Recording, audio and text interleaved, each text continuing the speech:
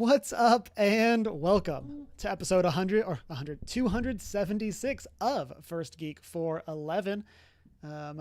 Appreciate everybody hanging on as we get things up and rolling. With me, as always, from West Coast, Best Coast, is Emma. How are you doing today? Hi, I'm doing good. Can't complain. Nice. And then joining us as a special guest for like the first time in like 4 years is Ryan from City on a Hill. How are you doing? Hello. You give me a new appreciation for how hard streaming is. You stream more times in a week than we have ever streamed on City on a Hill. I believe we are successfully at 3. Hey, gotta That's in start 6 somewhere. years. This is true. This is true. So it is indeed a challenge. Yeah. Agreed. And the most important lesson is that it will go wrong, and you just got to embrace it. Such as the my audio not working entertainment. randomly. Yep. It's the general entertainment motto. I was going to say, yeah, someone who works in that broadcasting, can go yes. wrong will go wrong. Yes. Therefore, prepare for everything to go wrong. Yeah. So that you can fix it. We do it not because it's easy, but because we thought it would be easy. Yep. Yes. Pretty much. Yeah. And if it is easy, then you have just witnessed a miracle. Or you've done it wrong. Or everything's broken. Yeah. From experience. It's easy. Too easy. Something's gone wrong then. Yeah. One of my classic work sayings is, I'm not IT, but, and that's usually followed by this should be really easy, but I have no clue how anything works. And so... but with that, before we jump into our topics for tonight, we are, of course, One Geek 411. You can find us all around social media. Hang out with us. You can join us in our Discord server. Shoot us an email at 1stgeek411@gmail.com. Watch live on Twitch and YouTube Mondays around 6:45 Mountain Time, and find the videos over on YouTube after the fact. You can also check out our Redbubble store. So for this week, and as people can tell from the title, one of the reasons that we invited Ryan on tonight is to chat about tabletop RPGs. So we're going to be doing a lot of that later in the show. But as a get to know Ryan outside of TTRPGs, we're going to focus what we've been up to or our favorite things for the week into that section. So Ryan, why don't you kick us off? What are some things that you have been up to this past week? First, I want to give a shout out to Mountain Time because you said Mountain Time and no one ever gives a shout out to Mountain Time. So good for them. Love to see it. So story behind that is back in the day, multiple people were in Mountain Time. So it was like the one that we were the most unified in. Now there's one person in the distinct time zones, but we've just like stayed on Mountain Time. I forgot at least. Yeah, I forgot about that. That makes sense. Yeah, okay. Hey, good for them. Shout out to Mountain Time. Nobody respects Mountain Time anymore. And I'm staring down time change here in like 3 weeks, and I'm not happy about it because it is a professional hazard in broadcasting. No, I'm doing okay. It's mostly been I reinstalled Marvel Snap today, Cameron. On a whim, I reinstalled Marvel Snap today, and proud of you. Yeah, honestly, it's a really well-made game. I want to give them credit. I fell off of it hard, but that team did a really exceptionally good job with that game. In that same vein, I am very excited. 1 week from Thursday, sure, something like that. Pokemon TCG Pocket comes out, which is going to be another digital cardboard place for me to throw money, unfortunately. But I'm excited about it. So we'll see. It may be awful or it may be good. We'll find out later. But I'm intrigued to find out. No, it's mostly just been that and Magic, and I was playing a lot of TFT. I am not playing a lot of TFT right now. I just kind of stopped. But I will inevitably start again. And yeah, just that and work. Doing the radio thing. Before we jump over to Emma, something that I meant to say earlier for the chats, if you're watching live, please hit us up with any tabletop RPG questions you would like us to chat about. We'll try to get to them. And then if you're watching later, if you like on YouTube, if you drop a comment, we'll try to get a response. If it is something for Ryan, we'll try to alert Ryan so that he can come in and respond. So, but yeah, Emma, what have you been up to? I've been up to several things. The quick and easy thing is Cantrip Candles, my beloved candle store, which I will continue to give shout outs to, is expanding into and making their in-person shop bigger, which is great because they're doing great. And so they had a little expansion party this weekend, and for a lot of the local community and people who play in their campaigns, and it was a lot of fun, and it was great to celebrate that with them because it's a sign of things going well. Um, and for people who don't know, that's where I play D&D on Tuesday nights. Um, and they also have great candles. So, yeah, a lot of fun. Also, this last week, Neva released. It's a new game by the team that made Gris, and I started playing it, and it's beautiful, it's stunning, and it's already, I can tell, gonna make me cry because I know Gris made me cry, and so this one's gonna make me cry. And I can't wait to finish it and talk about it. And then over the course of the last week ish, one of my friends came down from Seattle. We went up. Well, I say we. I drove up to Sacramento to meet up with her, and I went to the Sunday of Aftershock, which was a music festival, and it was a lot of fun.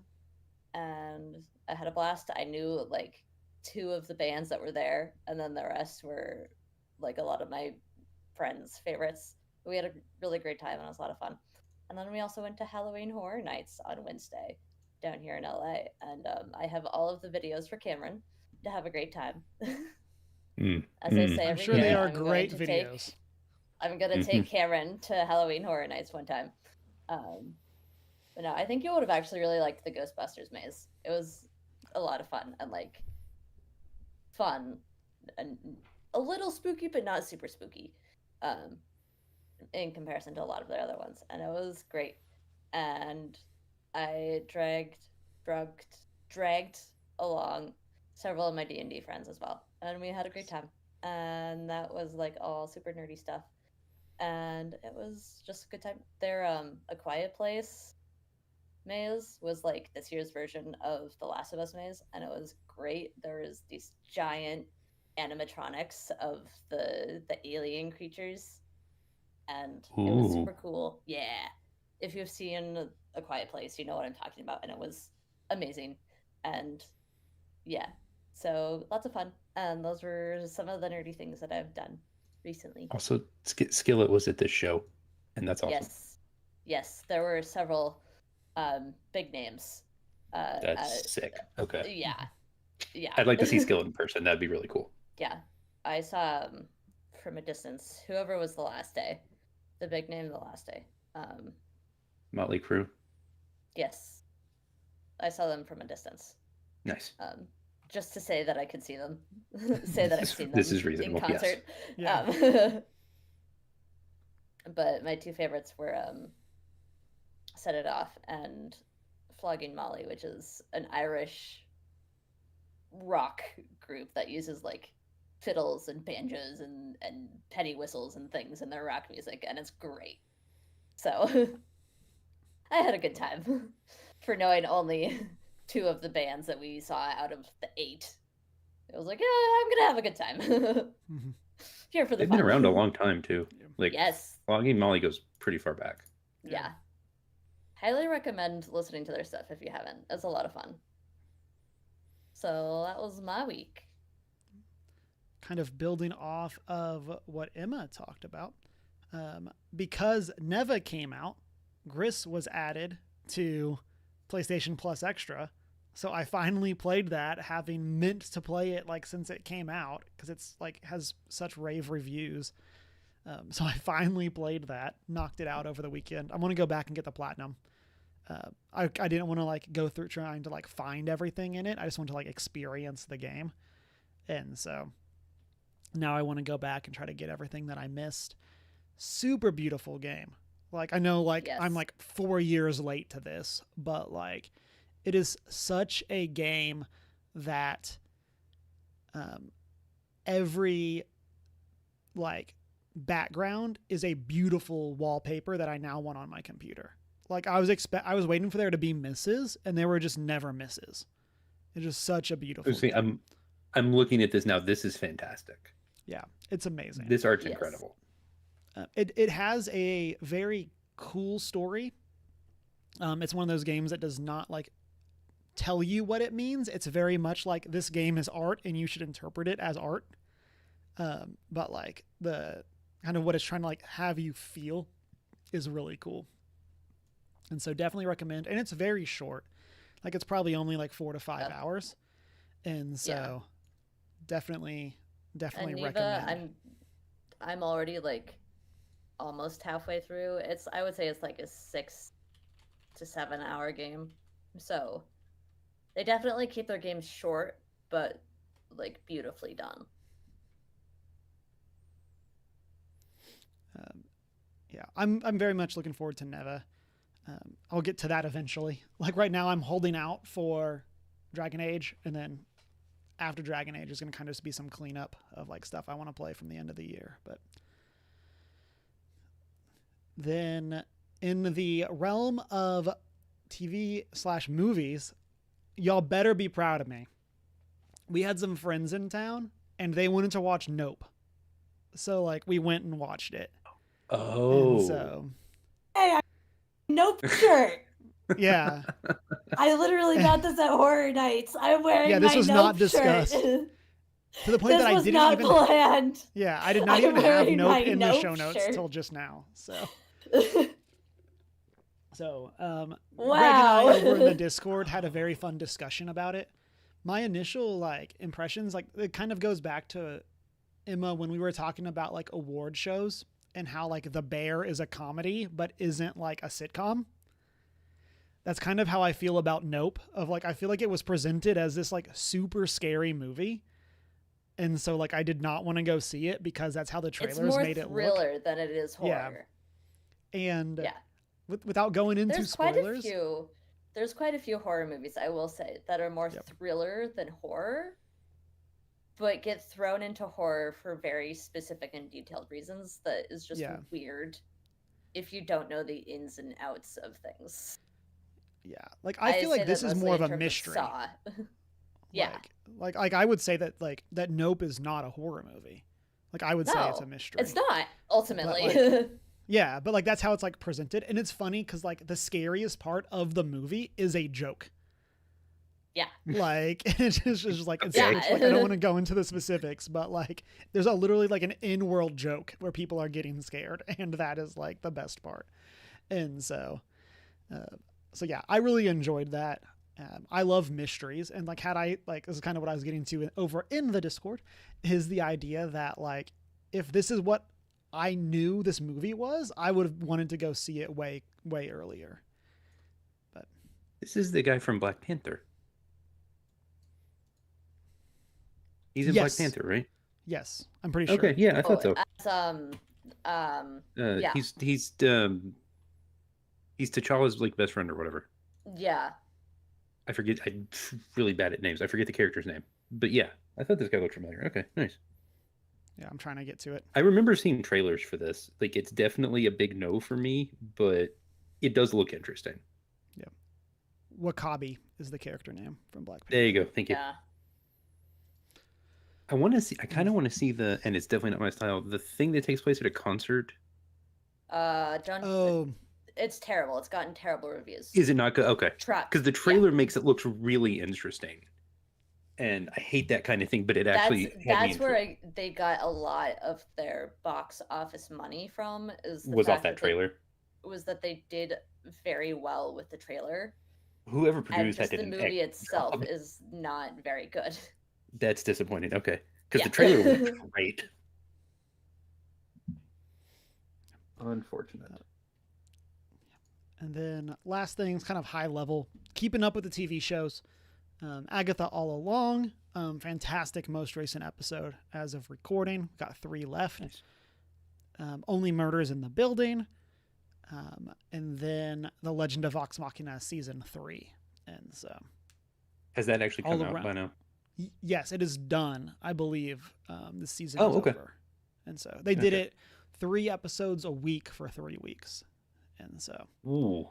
Okay, so I they believe didn't that make is people all wait. the That's episodes. good. Yeah.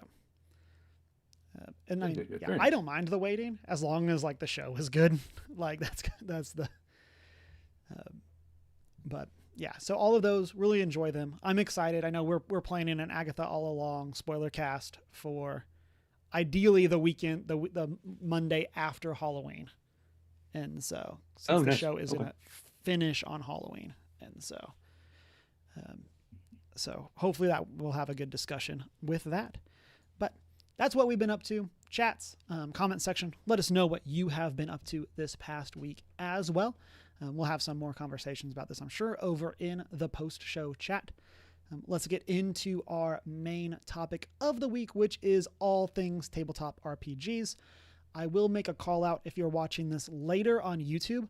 I am going to try to go and add some of the general questions to the timestamps. If that has not happened, it's because I gave up or have not gotten to it yet. And so I respect you. but that is the goal. I'm not necessarily going to call out like every single question, but I want to kind of do some more guidance. But with how the recording works, I can't do that until it's trimmed and everything is complete. So we will aspire to be better at timestamps for the YouTube audience. So, but with that, Ryan, wanted to kick things over to you to begin with.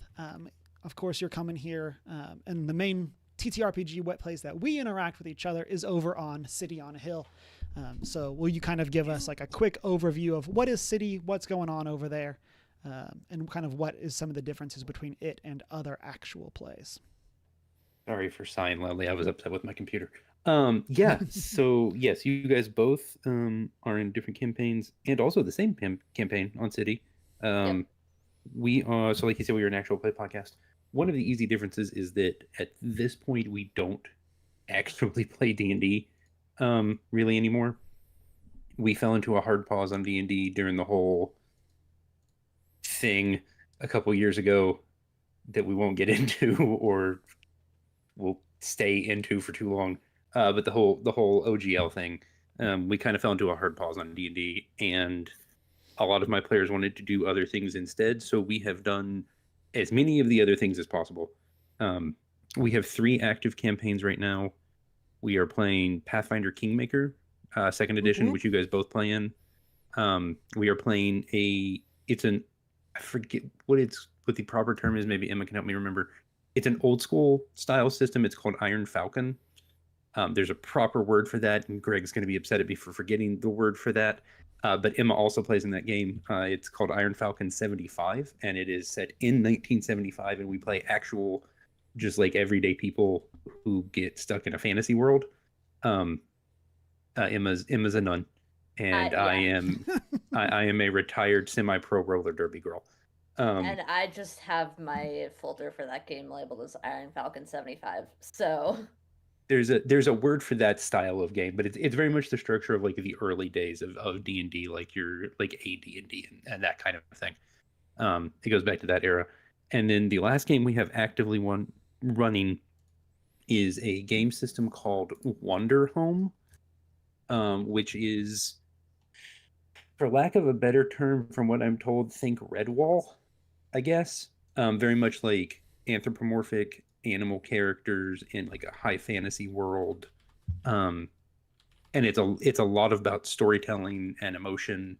I almost cried after an episode because my character just went into a full post-military service PTSD breakdown argument with another character, with an NPC. It was a whole thing. But it's a super cool system. It's from a small indie studio called Possum Creek Games. It's super well made, and it's very different because it's very, if combat happens, something weird has happened. Like there should be almost none of that ever in the system, and so it just takes a very different look at things. So that's a lot of it. A lot of what we do on City, to actually answer your question, and I've gone the entirely other direction. The whole point for me when I started City was just the focus was to be family friendly. It was less about what we were doing and, you know, really forcing certain things, and more about just the intentionality of being family friendly. Because I really liked actual play content, but I really don't like a whole lot of stuff that has a lot of language in it. And I was having a hard time finding that back then. There was a lot of family-friendly actual play content now. But back in 2018, there was not a ton of it. And none of it was really faith-based. And I wanted to do something kind of faith-based too. So we've been doing it since 2018. And we play all sorts of different systems at this point. And I refer to us lovingly as less of an actual play podcast and more of a nonsense factory. Which is often to Cameron's detriment, because by nonsense I mostly mean puns, and you guys know the line. He's made it well known. Yep. He has. And that is kind of our bread and butter, is just puns and dad jokes and general family friendliness and nonsense. It's just a lot of nonsense, but it's a good time of nonsense. At least that's what we're shooting for. Mm-hmm. Yep. Yeah, that us. And I know I really enjoyed our time being over there, and We've specifically loved having with you guys. Pathfinder. You guys bring, I think, a little bit of a different energy than some of my players do. Not that either version of it is wrong, but you guys have a different energy that I think works nicely with us. And I feel like some of that has been like, our goal as First Geek has never been to like shy away from like M-rated or R-rated content, but we've tried to discuss it in a family-friendly way. And so like, I know that you and I have had like very fun discussions on our very different views of what family friendly means. Right. And again, and neither version right is wrong. But yeah, it just is what it is. And also Emma just likes unsettling me with her frog character. Yes. And she's very good at it. You find ways to be family friendly while also being a little fun. Oh, I hate it. It's great. Fantastic she's very good character at it. acting. Like, it really is. It really is. It's the subtle things. Yep. So with that said, chat, again, please play along with us as we go through these questions. Don't feel like you just have to sit and listen. If you have answers as we get into the rest of these, please let us know. And like I said, if you do have specific questions, hit us up and I'll try to get stuff added to the show notes. So then from here, the overall goal of this is I kind of wanted to just have a fun discussion about TTRPGs. So like, Ryan is with us. Ryan is the guest, but we're going to kind of just all be chatting. So if people have watched any of our like book club content, that's kind of the vibe that we're going for, of like, we're going to kind of just treat it as like a small group discussion where we're going to just kind of be chatting about these questions as a group. We'll see how many we get through. We'll see what all we have to talk about. But if people in chat have questions, we'll try to make sure we specifically get to those. And so first question for everybody is, what are your favorite systems? I guess my thought for this question was your favorite systems of the ones you're currently playing. What are your favorite systems and why? If you want to go into like historical, what like have been your favorite systems, that's okay too. And then I think a fun question here as well is kind of going off of that is, what is a system that you have not played very much and would like to play more, or what's a system that you've never played and you would like to get into and play more as well? Bring it up. First. Who first? Me first? You. Go ahead, Ryan. Me first. Okay. Right now, my favorite system, and shout out to the guys at the Geek at Arms podcast, is Roll for Shoes. Because Roll for Shoes is a 6-rule system that is just meant for short game nonsense. Like, you should never play multiple sessions of like the same story of Roll for Shoes. It is not intended for that. It is meant for short, fun nonsense, and I think it does it very well. That I'm actively playing right now, I'll go with Pathfinder. No, you know what? I'm gonna go with Wonder Home. I really enjoy the way Wonder Home makes you approach storytelling. I am bad at having to, like, not just be a numbers pile as a character. I'm really good at being a pile of numbers, and I'm not really good at the rest of it. And Wonder Home does not care about your pile of numbers at all. It wants you to care about the rest of it. And so that's been a lot of fun. And something I want to play that I haven't gotten to, and actually Grant from Saving the Game and City on the Hill is helping me with this. I want to play a Magical Girl system. And there is more than one. So eventually coming to City on the Hill, probably that, or one of the Lord of the Rings systems, because there are several of those that I wouldn't mind giving a try to. Also, I need to finish the movies, because I'm that guy who's actually not seen all of Lord of the Rings yet. I got weirded out as a teenager by the Nazgul and stopped watching. Yeah, reasonable. And I do need to go back and actually, watch those. But yes. Roll for shoes. I mean, favorite. I enjoy both 5e and Pathfinder as like top ones for different reasons. Of like 5e, I like because that's what a lot of people play, so it means I have the most chances to actually play with friends, which is great. It's a very reasonable building block, actually. Yeah, that's like totally that's fair. like I love 5e because that's what most people are familiar with, or like the first stepping stone into TTRPG. So it's like, yeah, I like this because it means I get to play with the most people who I hang out with. Nothing wrong with that. Yeah, no, that makes a lot of sense. Makes sense. And Pathfinder, I love for the very specific reason of you can do a whole lot more with druids. Mm-hmm. And for anyone who knows me well, you know that I am a druid main, and I love my druids, and it allows you to get so specific with them in ways that 5e doesn't, or just D&D in general. I haven't really looked into the new D&D whatever for druids, but it, like, Kerpley, my frog, is like a storm druid, so it branches off into more specifics of like controlling weather or like animals or plants, or like it branches off even more specifically than 5e does, which is great because you can really like modify it so much more to what you envision. And I love that for druids because I love playing druids, and it just makes it so much more delightful to play the game as whatever I envision in my head. So, to no surprise of anyone, I'm hosting, so I'm going to cheat on these questions. And so, so for favorite ones I'm currently playing, kind of from two different ends, I'm really enjoying Pathfinder for a lot of the reasons that Emma just said. Like, Pathfinder 2e is such a fun system because it is so deep.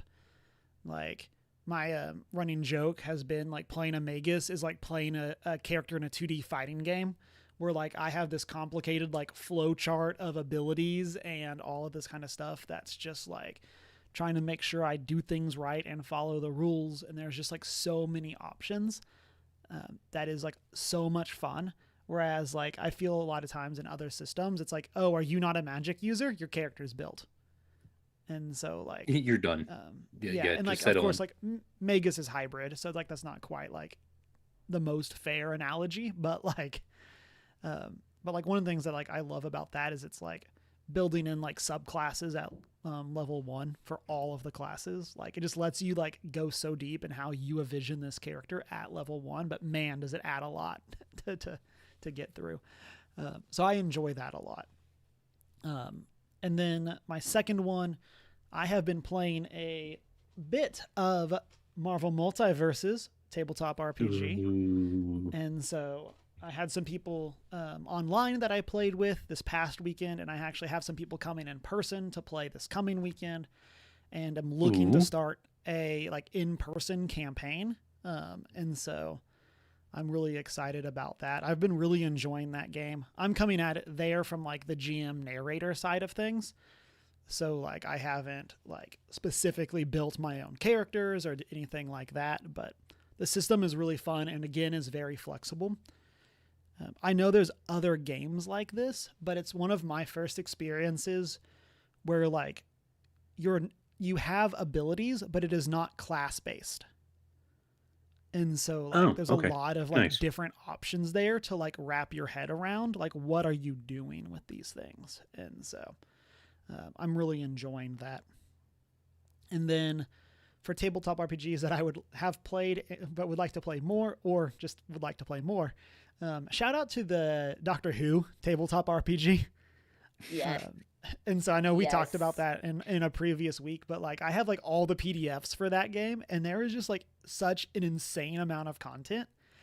And like, and this is even different from what Emma's holding up, which is like a 5e for like a D&D skin for or a Doctor Who skin for It's D&D. Like, 5e reskinned. like the actual like TTRPG for Doctor Who is super interesting, but like I have not played it at all. And then Lancer is one that I really enjoy. I've run a one shot of it. That is like mech based. Think Gundam Wing. I've Where wanted to you look are into that. Okay. Yeah, and so I really like it. It's really fun, but man, is it crunchy and deep and Math. like yeah, like there's so much going Math. on. And so there's so much fun customization and stuff like that, but like kind of in that mech fantasy when it's like, hey, you want to completely change the kit of your mech between missions? You Cool. can do that. Like, and so lots of really fun options there, but it's so deep and requires like so much that I feel like it's kind of hard to get people involved in. Sure. Yeah. And then my cheating answer, because it's not out yet, is Starfinder Second Edition.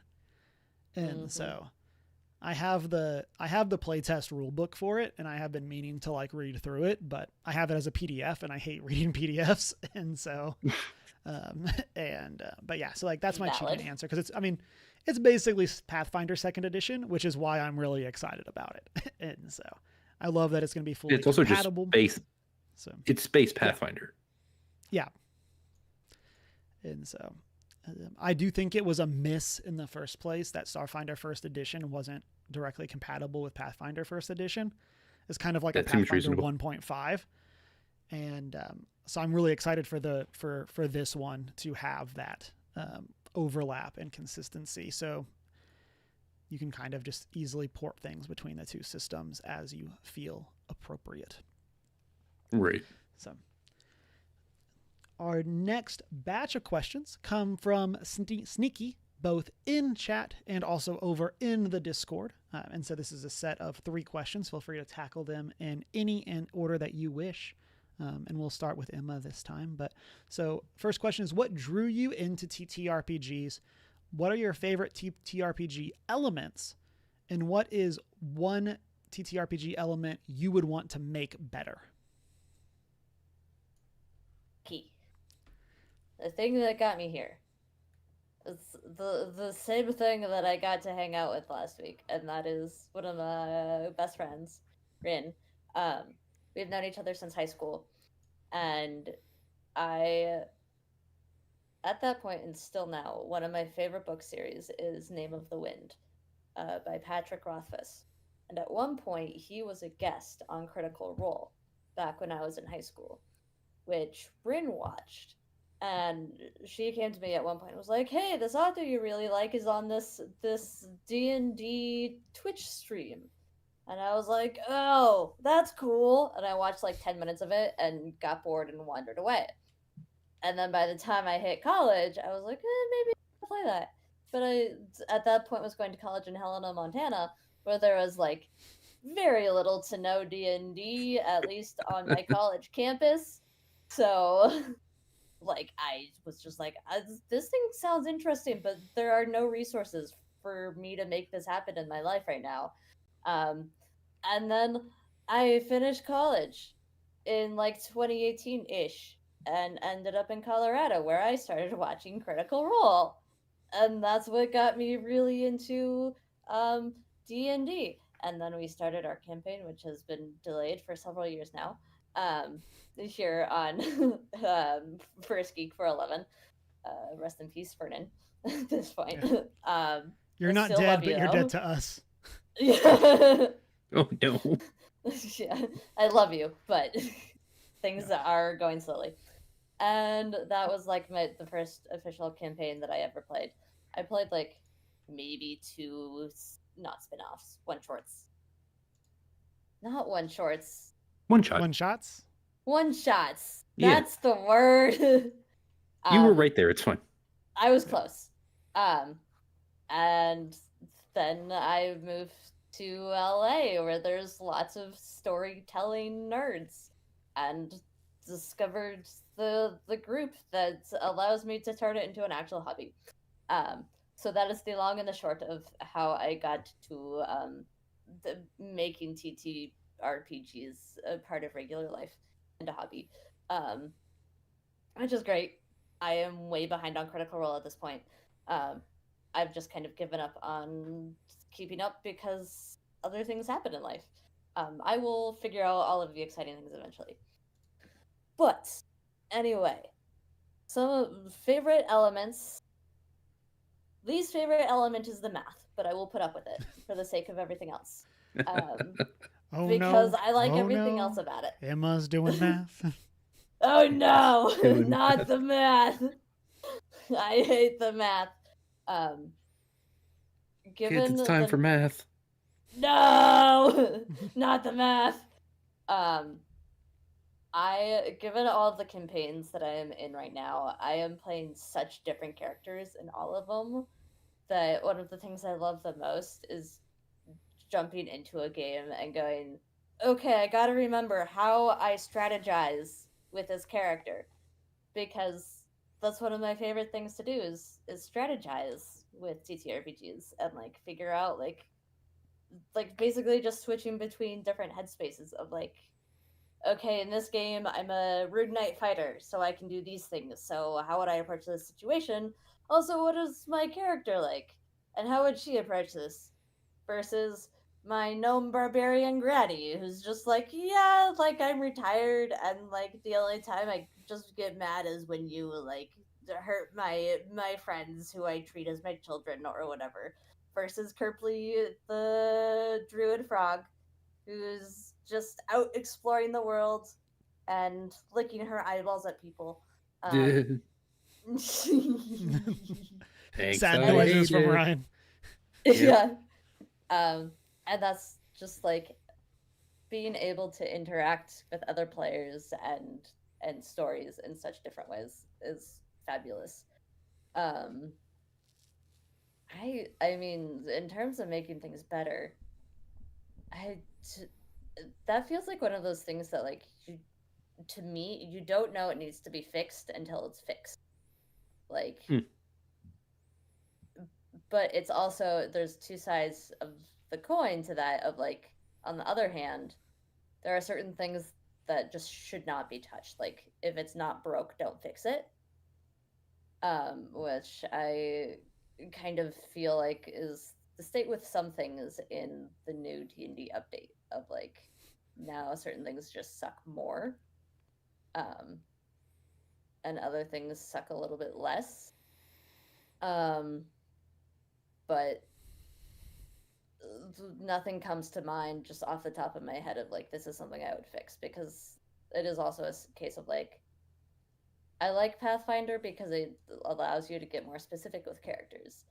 Like that's why I like to play, that TTRPG.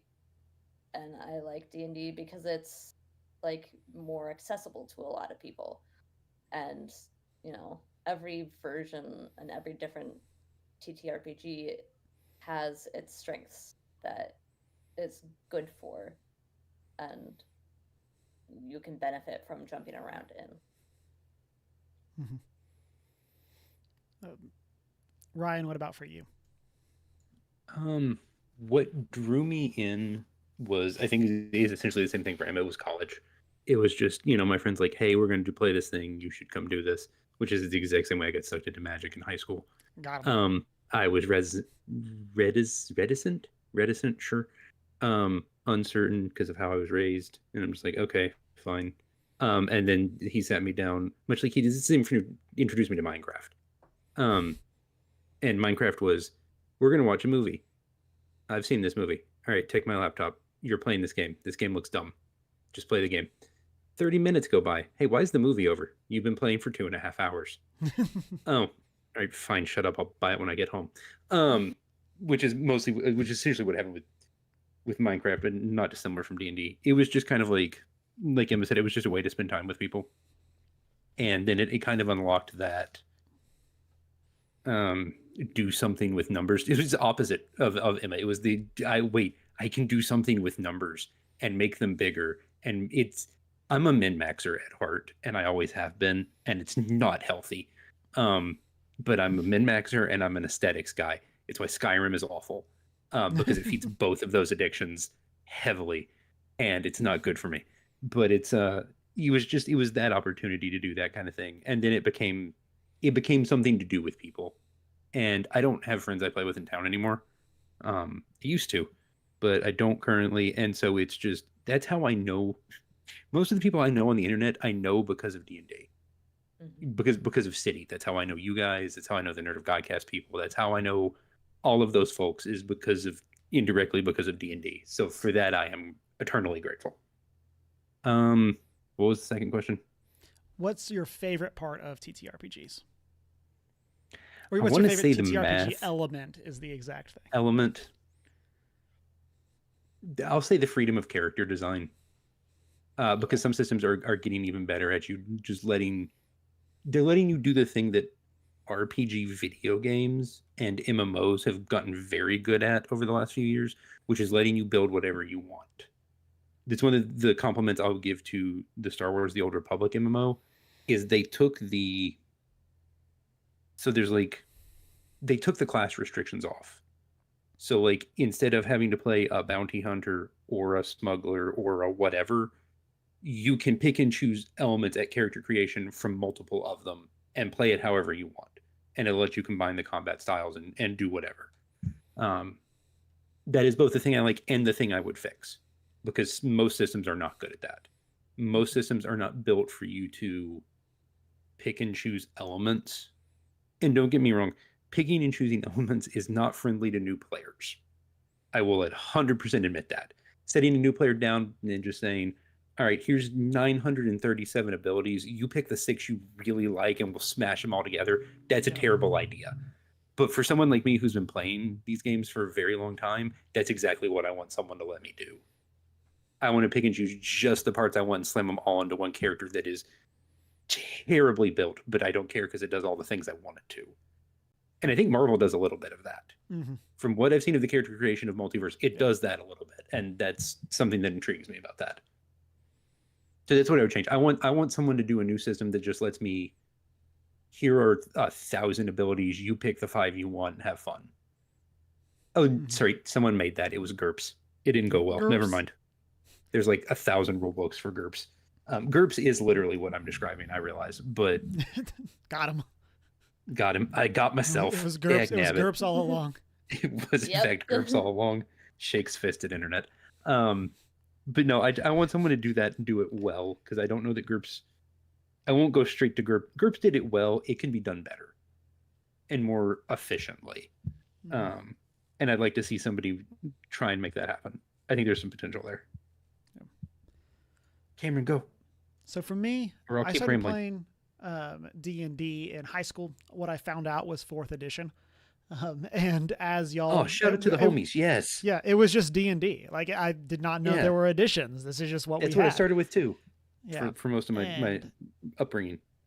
Yeah. And to no surprise to everyone, as like the extrovert, like what drew me to that was friends that wanted to play. And so, again, similar to And that's also what drew me to the game. Yeah. So and so that's really what helped, like, got me into it. I fell out during college and my like early adult life. I fell out of it just because like there were people at college that played, but like my group of friends, we weren't doing that. And so I just never got into it. I wish I would have.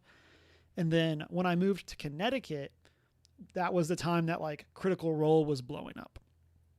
And so Critical Role, the Glass Cannon, like all of these actual plays are really like what motivated me to get back into it. And then like when I moved back to Texas, I just kind of lined up with friends that wanted to play, in-person campaigns, the rise of like the various online spaces where people were playing and stuff like that.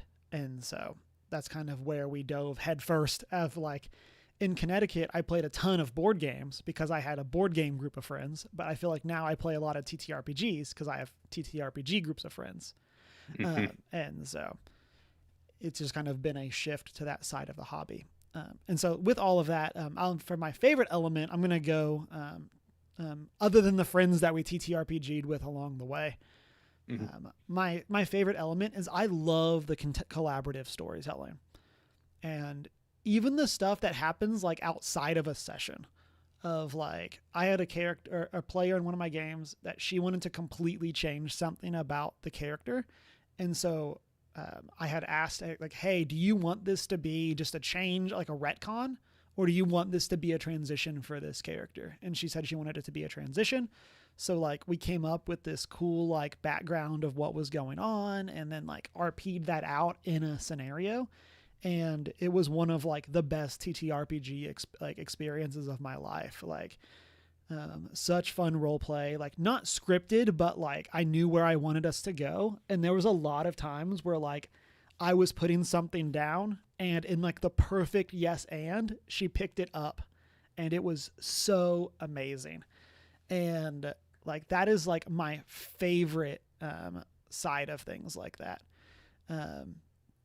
And it's super cool. And yeah, and so like that's like my favorite side of it, is that collaborative storytelling. And like even when things get weird, of like we have some stuff in one of our recent Pathfinder games where like we made a RP choice that Ryan was clearly not anticipating that we would make.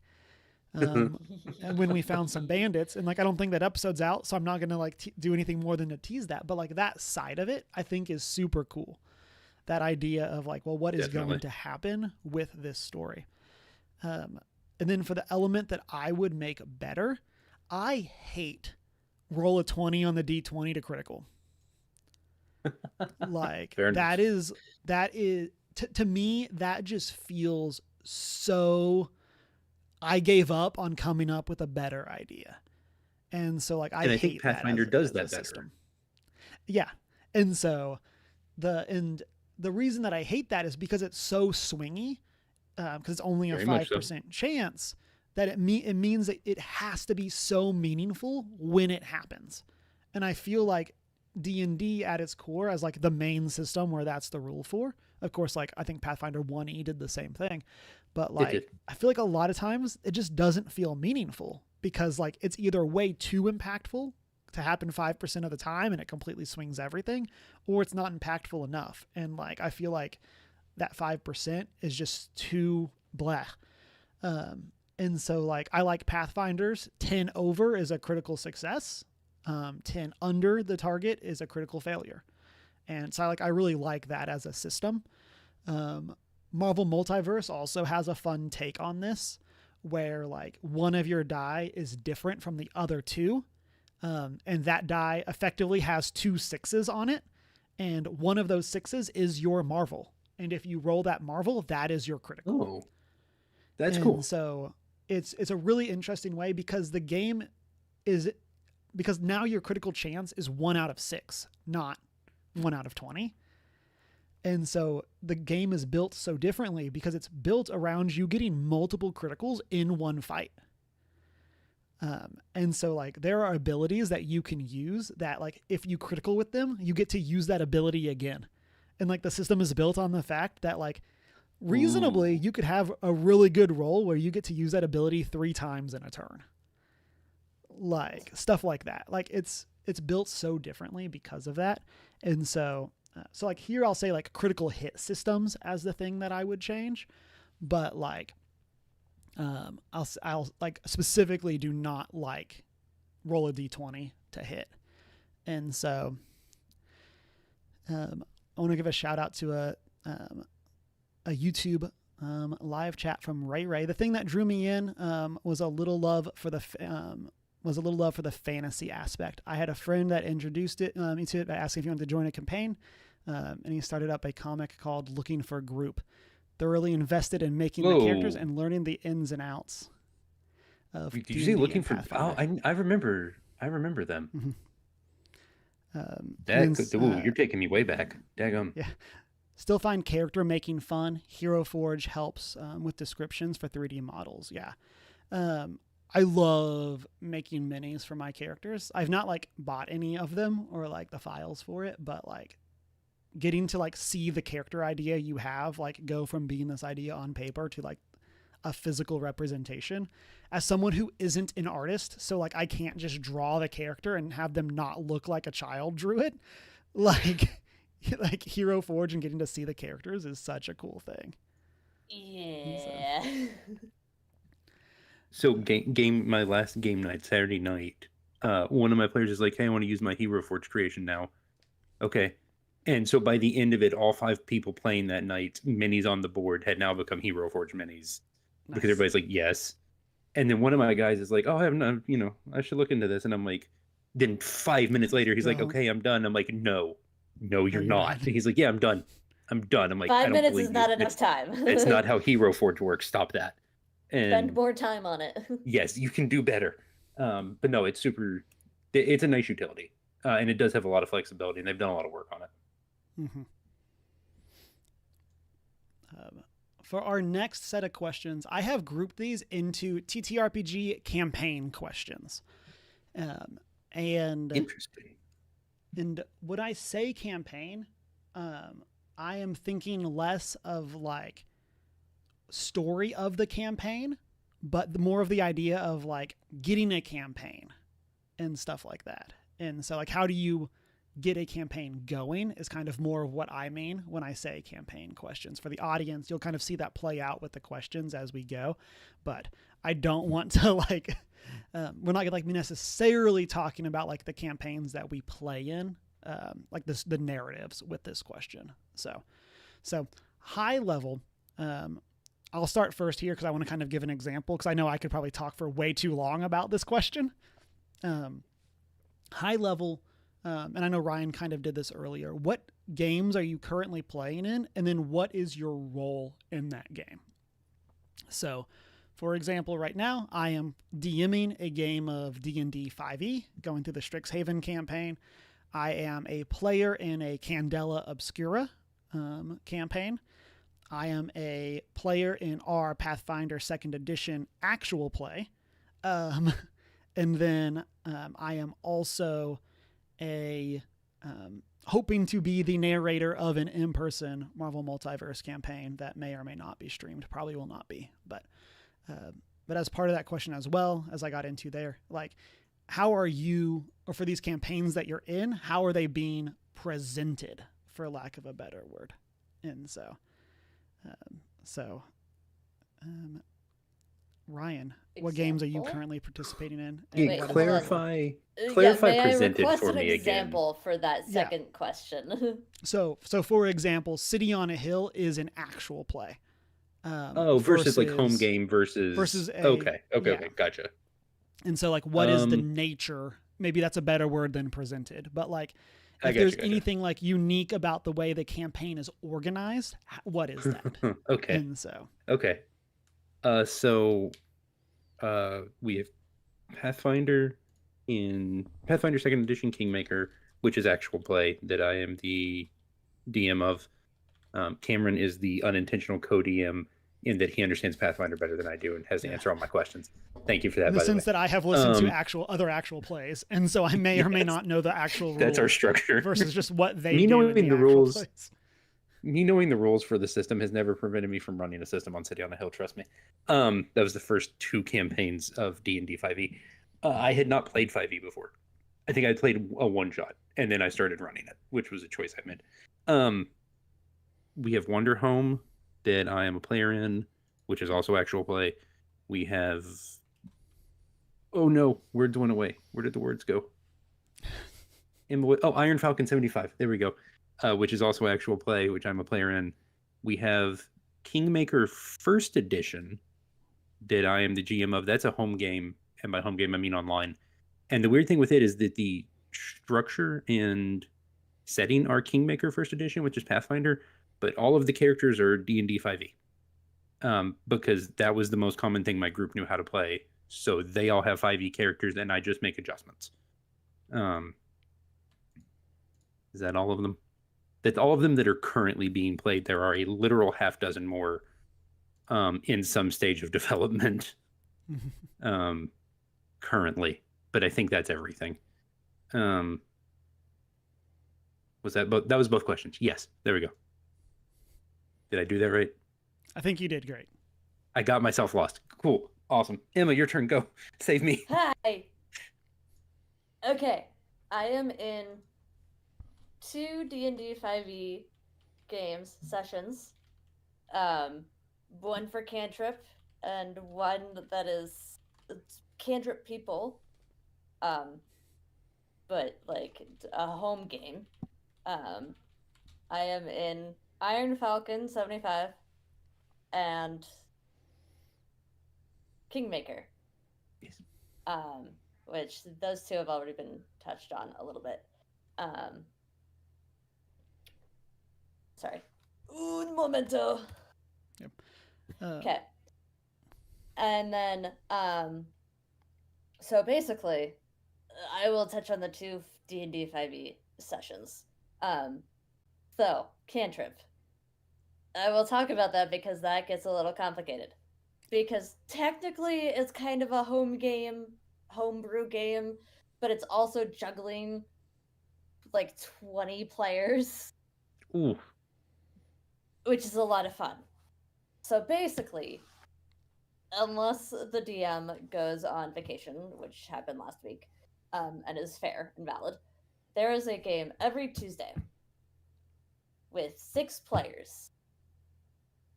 And there is a sign-up sheet that comes out, that gets sent out at the beginning of the month every month.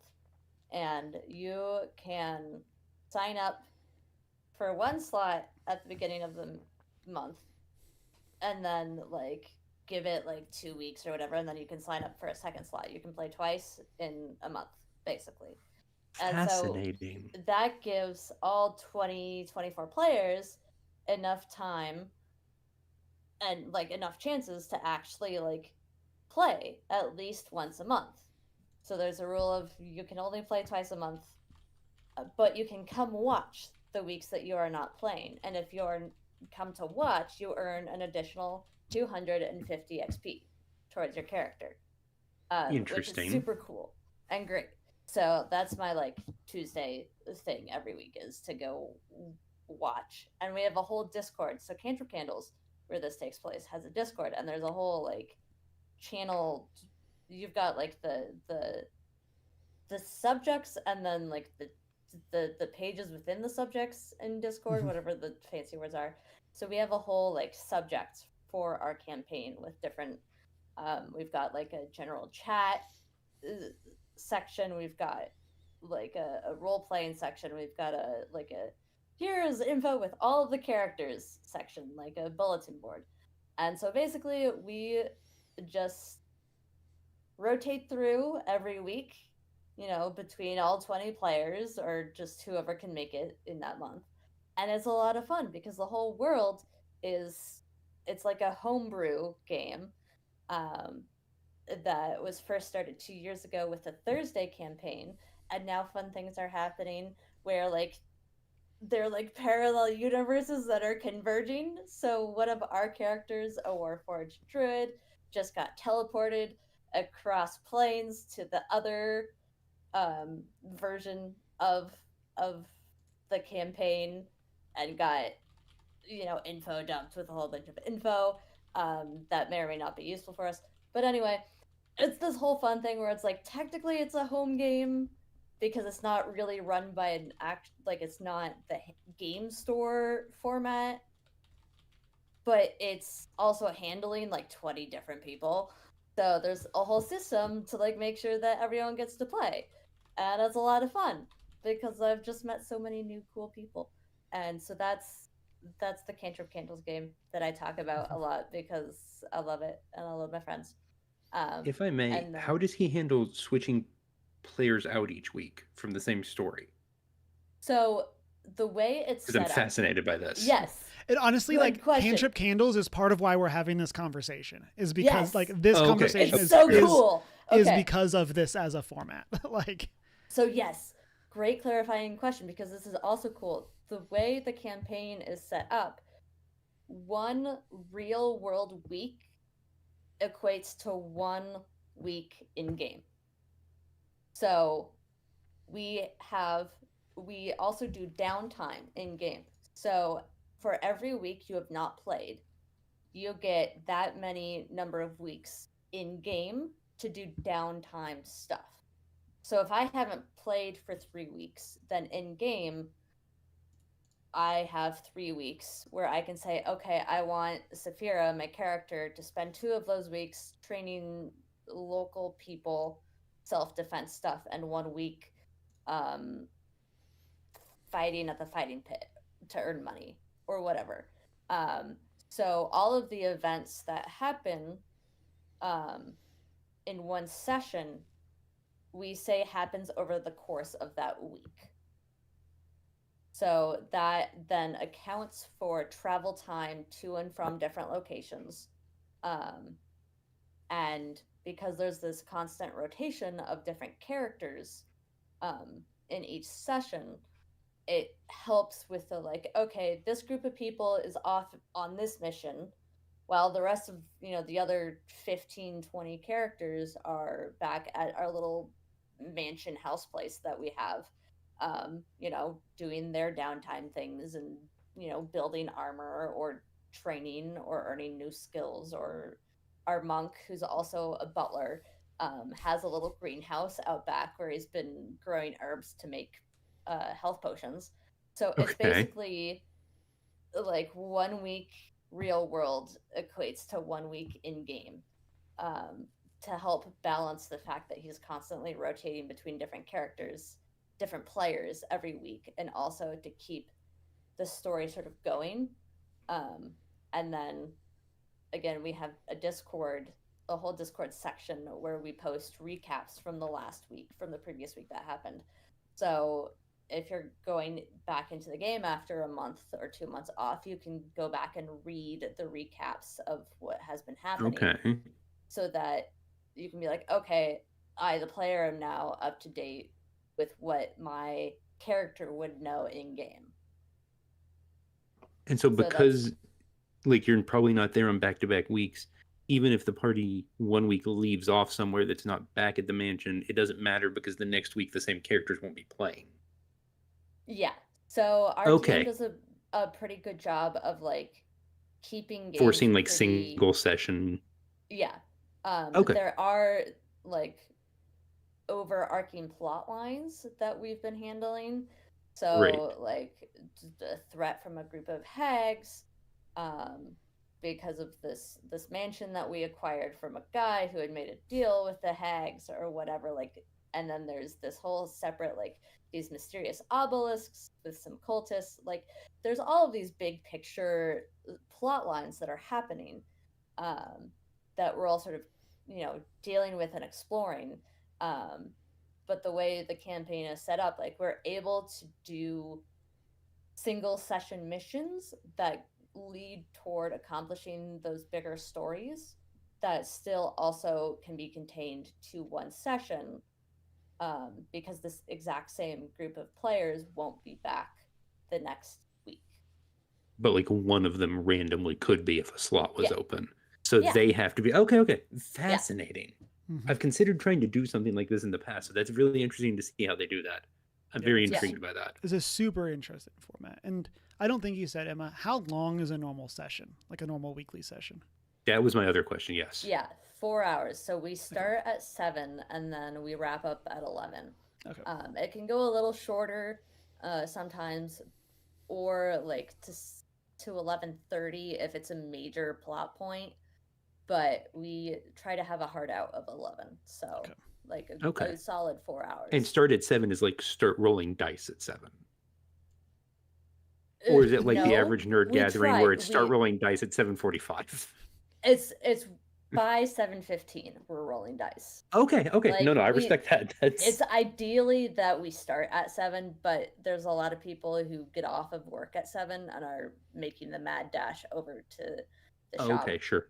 Or whatever, and because it's LA, trying to get anywhere This is within a reasonable fascinating. amount Okay. of time. So it's like 7:15. I think the latest we've ever started with the 7 p.m. start time is like 7:30. But if there's like one or two people who are still on their way at like 7:05, 7:10, our DM will start with like a recap and doing downtime activities for the other characters because that Okay. usually takes a little bit of time.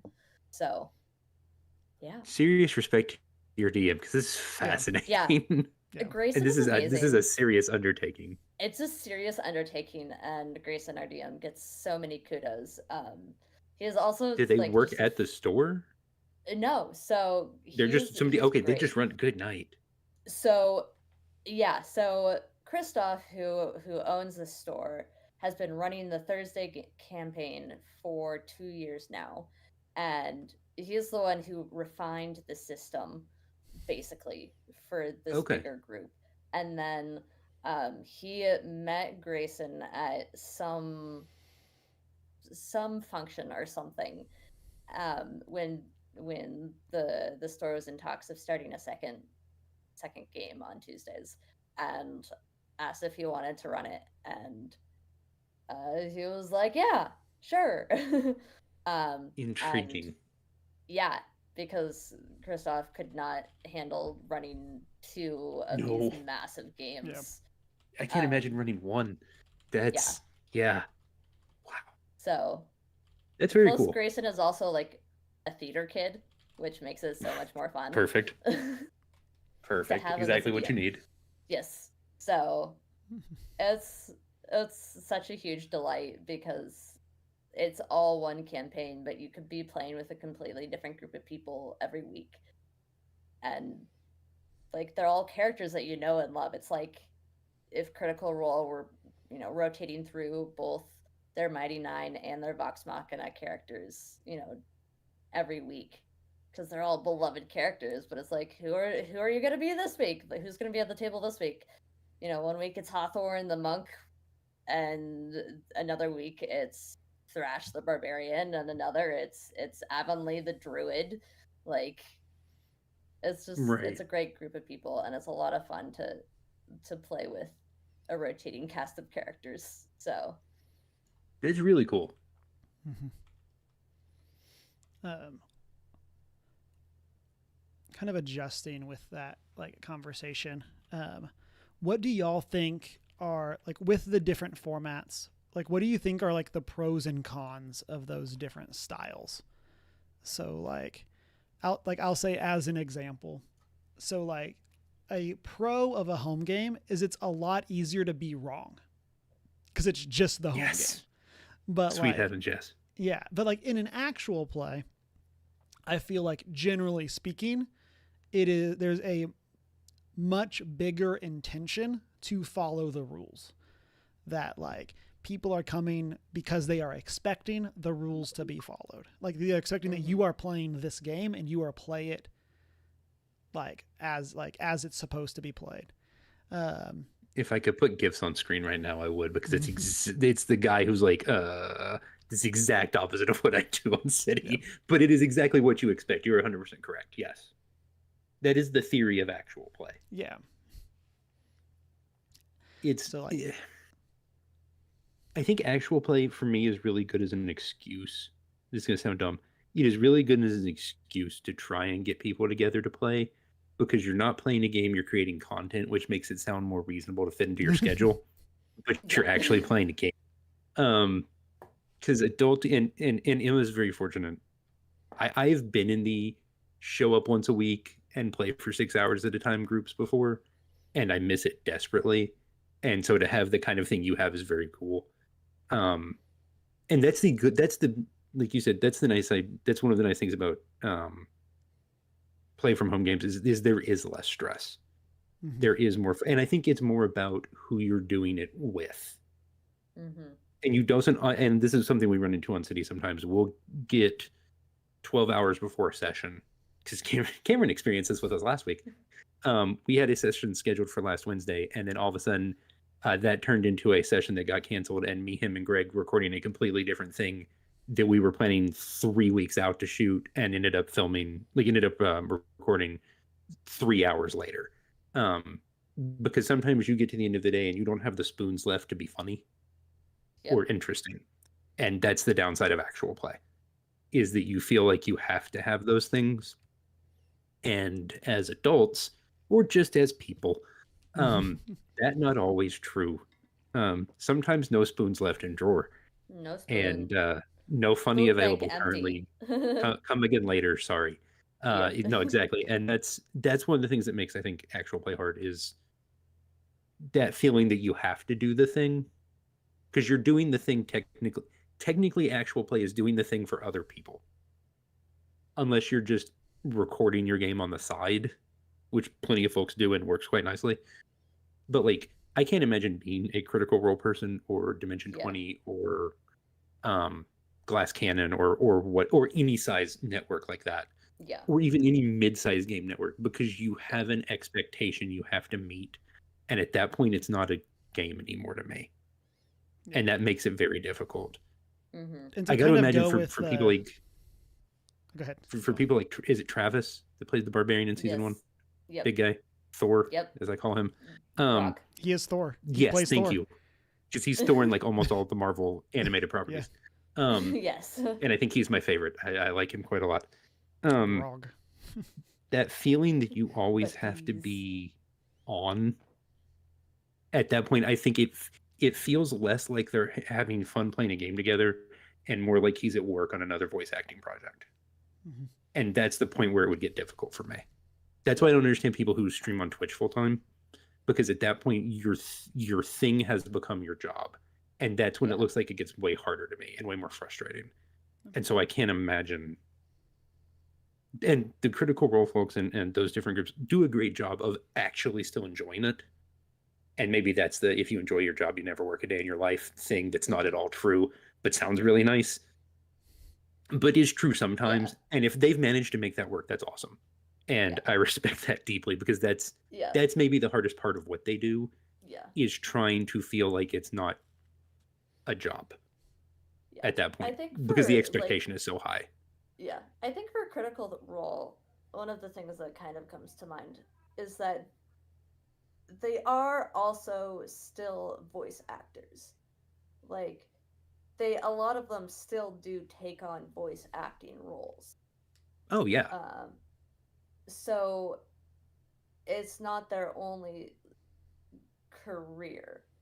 Or creative outlet, they've got, right. Yeah, true. Outlet. They've got these two paths of creative outlet and income, so that they love, passionately. So Matt and Ashley and Laura and Travis and a lot of them still do voice acting things in big projects and big games, and I think that's something that, at least in that scenario, might help with that mentality, is that keep the balance, is keeping a balance of having this actual play with all of my friends that is a functioning company is great, but then I do also do this, what I started my career with, as right. a slightly more professional thing, which might help a bit with that mentality.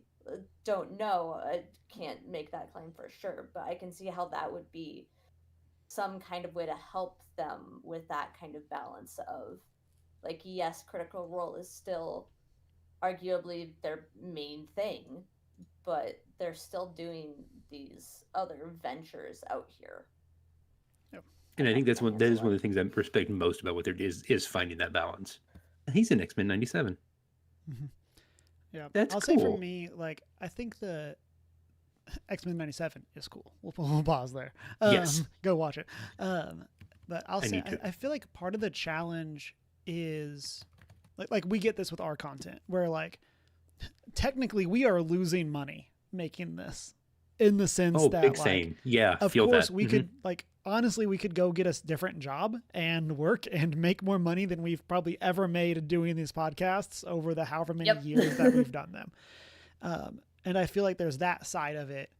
And you get to the point where Critical Role, Glass Cannon's there with some of their people as well, where like it seems to me as like an outsider, you kind of, it's almost like getting cast as like a recurring role in a TV show.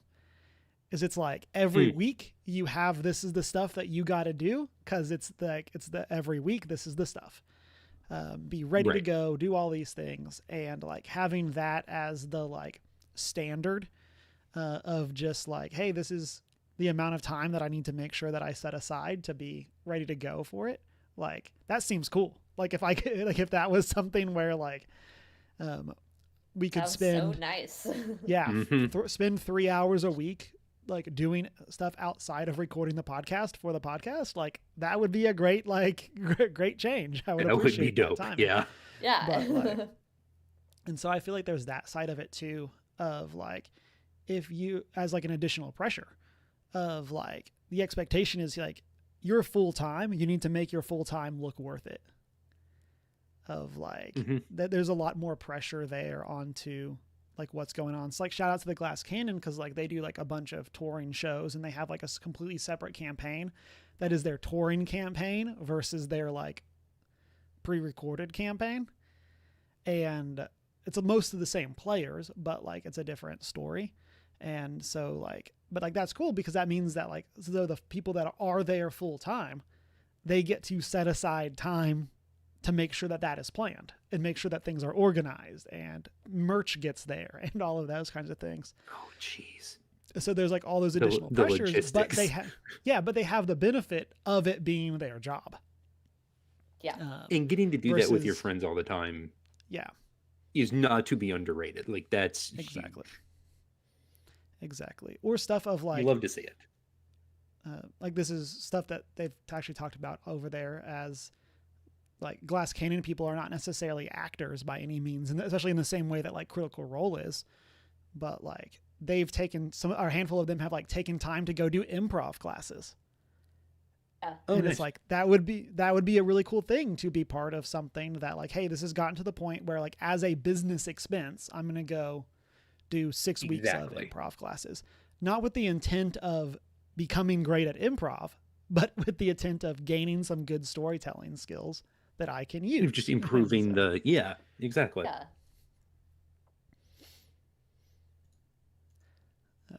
And that, I think on some level, that's the dream with the understanding that you have to be careful to not, you can't let the numbers control you. When you're doing content creation, you have to be careful with that. Like I have to be intentional about not looking at our numbers a lot of the time, because that changes how you approach it. And thankfully, that I guess it's usually because I'm not reliant on City financially. That's a lot easier. And so when you are, I can't imagine the stress, but you're still getting to do the thing you love with the people you really care about, and that's cool.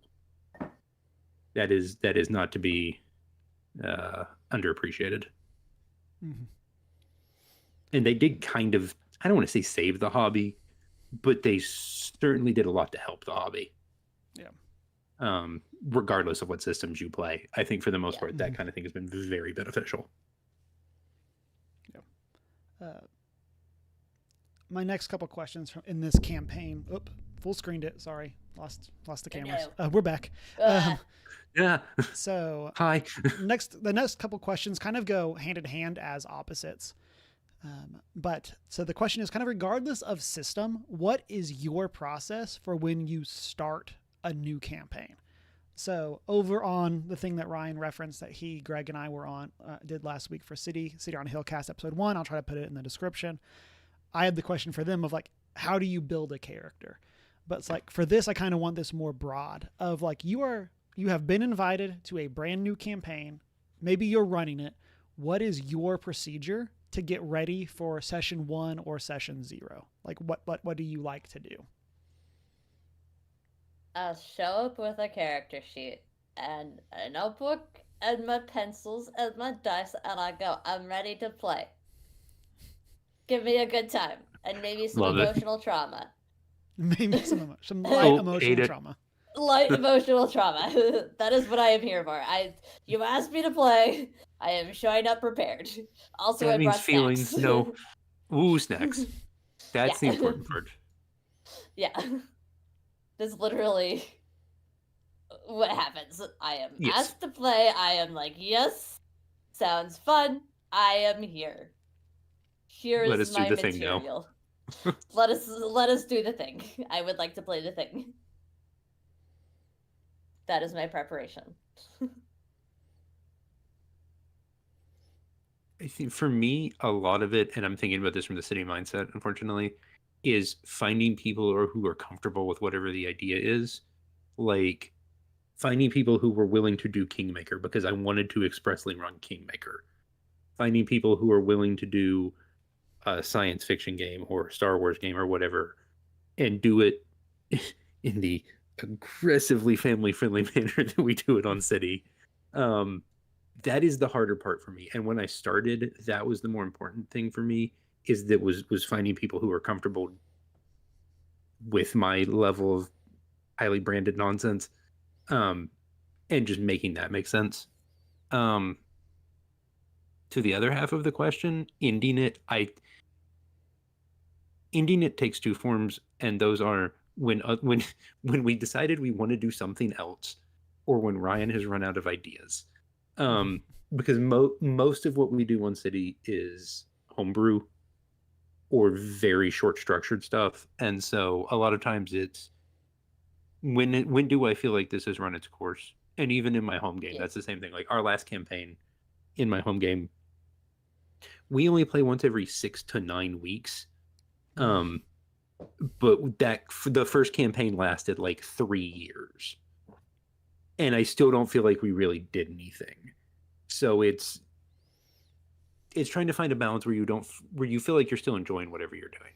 Because it is very easy to play in the same game for 15 years with the same character and love it if you have the right group of people. And it is very easy to get 3 sessions into something and say, this actually isn't working, we need to change. Yeah. And making either of those decisions is a thing. And in an actual play, making either of those decisions is definitely a thing. And so finding that happy medium is kind of whatever. But it's just, for me, it's about finding people who are interested in doing something.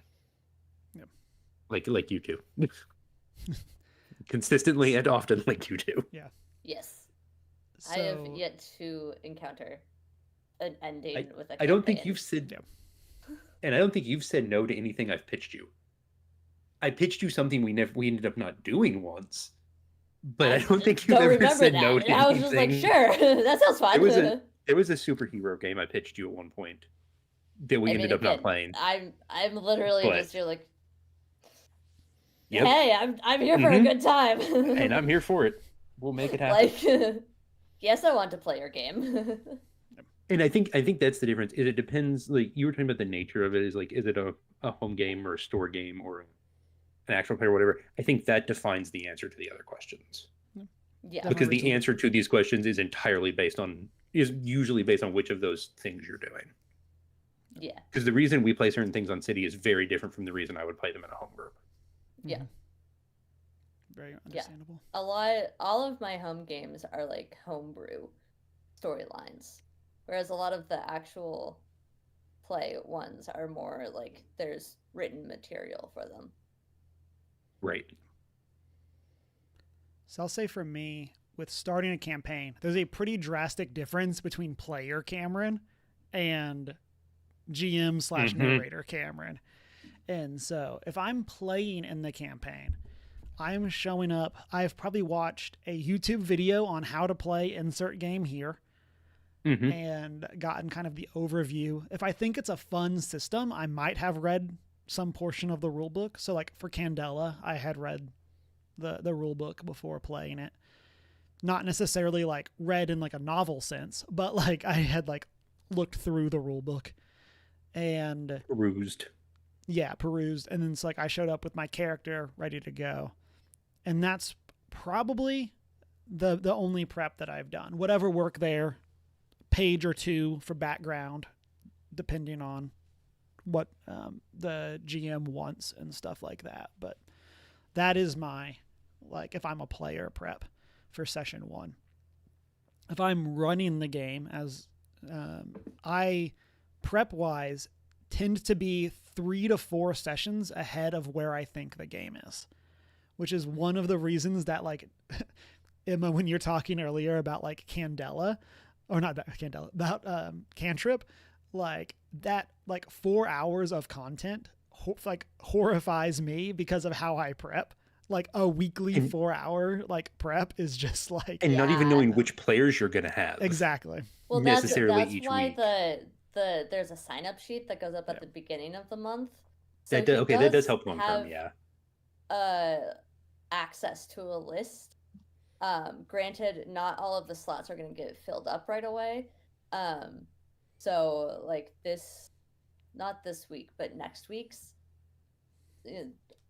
slots didn't start filling up until like earlier this week / this weekend, when people were like, okay, there's been enough time for people to sign up and it's still open, so we're gonna put our names in for a second game.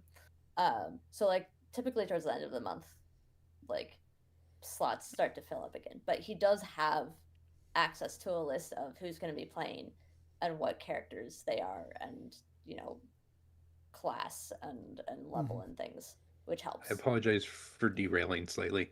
Is there ever a world where you get to the end, like the start of week 3, and week 4 is still empty, and the only way you're going to have week 4 is if people play a third time?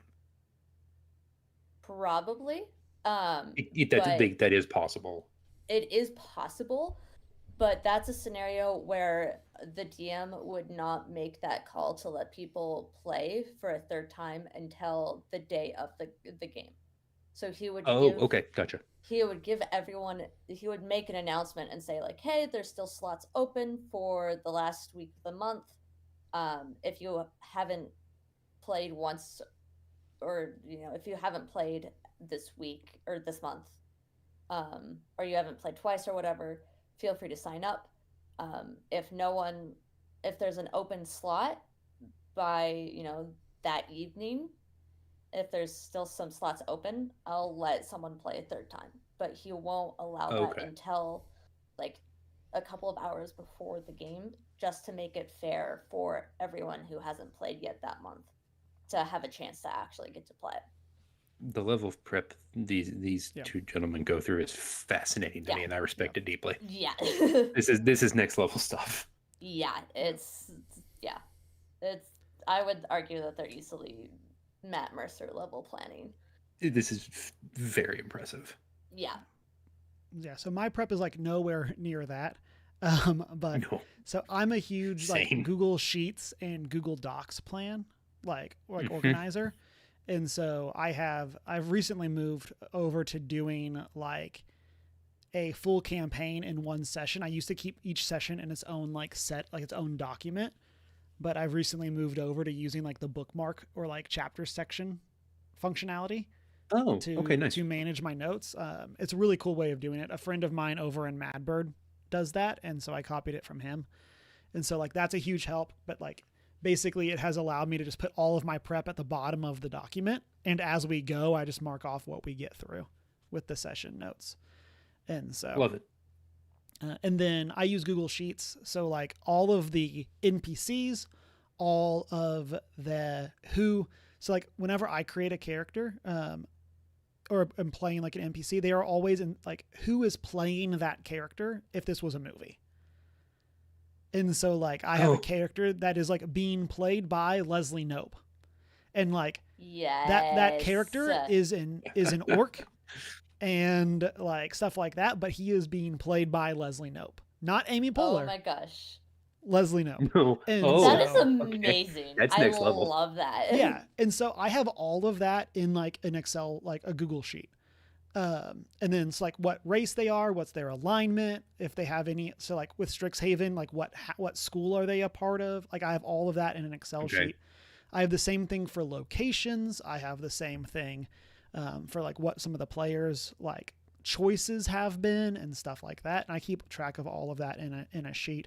And so with all of that, again, roughly 3 to 4 sessions planned out ahead of time. And so like when I start planning Marvel Multiverse narrating, I'll start doing that same kind of prep. to get things ready for there. Not that any of those are going to have to be followed, of course, because things can go off the rails, but I'm very intrigued by this. Who would play them in a movie thing? Yeah, I stole that from Glass Cannon. Admittedly, great way to get into that headspace. Yeah. I am intrigued. And so I don't cast everyone ahead of time. So there are characters that may not be cast for the whole campaign, but they are an NPC in the book. And if it never comes up, they never get cast. But I try to keep that something that ebbs and flows. And so this is related. One of our NPCs that has turned out to be a bit of a bad guy, Paige. Our Grace and our GM described her as a Natasha Lyonne type. So for a while, she just went by the name Natasha Lyonne in Worlds because we all forgot that she was called Paige, but we remembered that she was referred to as Natasha Lyonne. So we were like, yes, Natasha. This is who she is now. This is all she is now. Is Natasha Lyonne. Yeah.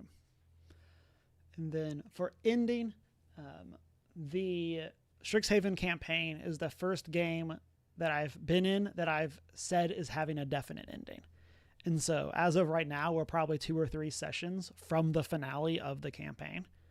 And so that's kind of been a unique experience. And it's part of why I put the endings thing on here, because it's a campaign that is not petering out. We are specifically ending.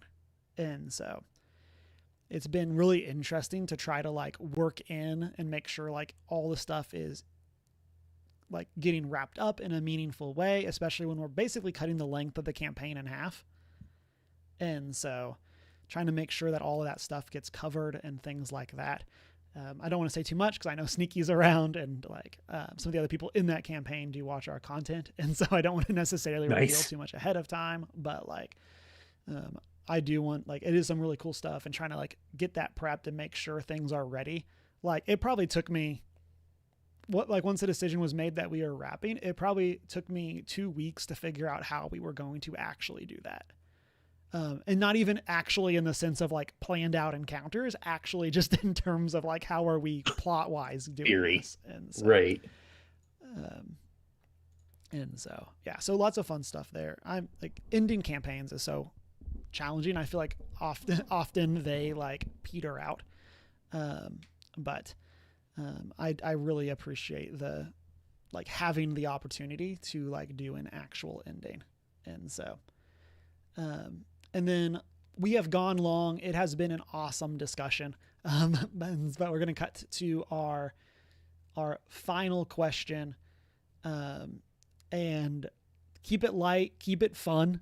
What would your dream TTRPG crossover be? So this was inspired by Emma getting the I already have an answer. 5e crossover. So what would your idea? I didn't know I needed this until I discovered it existed, and that is 5e reskinned for Doctor Who. And literally, this is the player's guide. I got it without any actual games planned for it, but didn't matter. I'm gonna make it happen. I'm gonna force respect a couple of people in my lives to let me run a game of this for them. So it is the thing I didn't know I needed, and that was Doctor Who 5e, which is one of my most prized possessions now. Yeah. And so Ryan, for this question, it doesn't necessarily have to be a supplement for a game. It could just be, I would love a TTRPG with this IP. No, I realize I have an answer. Because there are multiple fan-made and third-party games for this, but there is not a licensed game. I want a Pokemon TTRPG. Okay. Nintendo or Pokemon Company International or whoever has not made one. There are multiple fan games. Pokemon Rollout is a super cool actual play podcast that plays one of them. But there is not to my knowledge, there's not an actual system for this that is Nintendo approved. Yeah. I want that badly. Yeah, the official. I didn't have that answer till just a minute ago. Yes, I want an officially licensed system. Because that is something I know Nintendo has not done. Yeah, Nerdpaster Nate has referenced that as well as like one of the unofficial systems. And so That's it. And it's something I think would have to come from the Pokemon Company International here in the US. I don't think it would ever come from the Japanese side necessarily, because I don't know that that's as big a market for them as it is a market here. But that is something I very much want to catch all of them. I wish to catch them all, and to do it with dice. Yep. Or if they just want to buy one of the fan-made systems and actually release it, that's also fine with me. Yeah, put some love and care into. Yeah, like, I have no developing objection it with out that more. either. Right. Yep. What you say, Cameron? Yeah, you would think as someone who knew this was in the show notes, I would have a more definite answer. But like, I think Pokemon would be really cool. I would love, kind of like to what you just said. Like, I would love a very official, Like straight up sit down and do like the thing. well thought out. Like Yes. while like I think the Marvel Multiverse game does have some challenges within the system. Like, they are like, Marvel is very invested in this game with like multiple 100-page like source books and Right. stuff like that. And like, I would love for Nintendo, the Pokemon company, to do that same thing with Pokemon. To partner with like a good company who already makes TTRPGs and just give them all the resources in the world. Do what Disney did with Ravensburger for Lorcana. Yeah. But better. Do that, but better. And then give me a TTRPG, please. Yeah. So I think that's the dream. Yeah.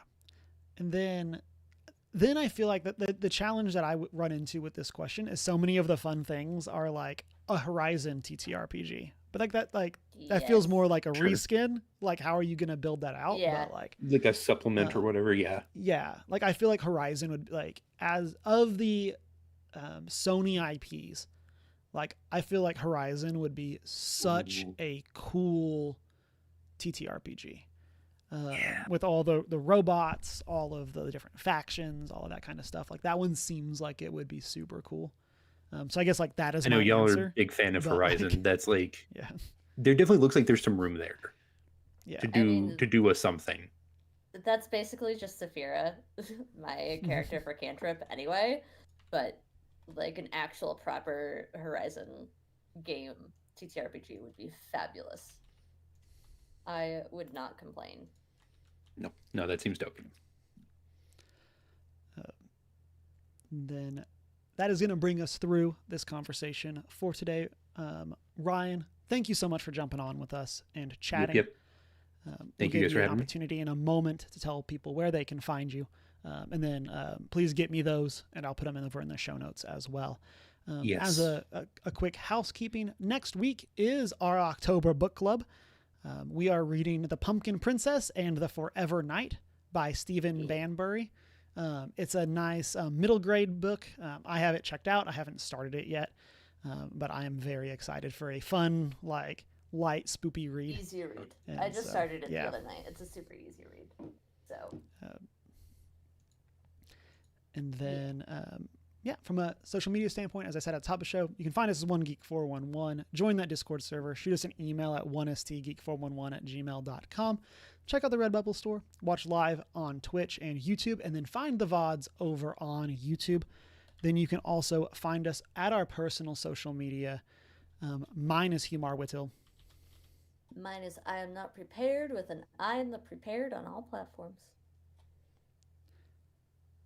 And Ryan, where can people find you? All the places. All the places. City on a Hill is at City on a Hill Game on Twitter. Instagram and everything else are at City on a Hill Gaming.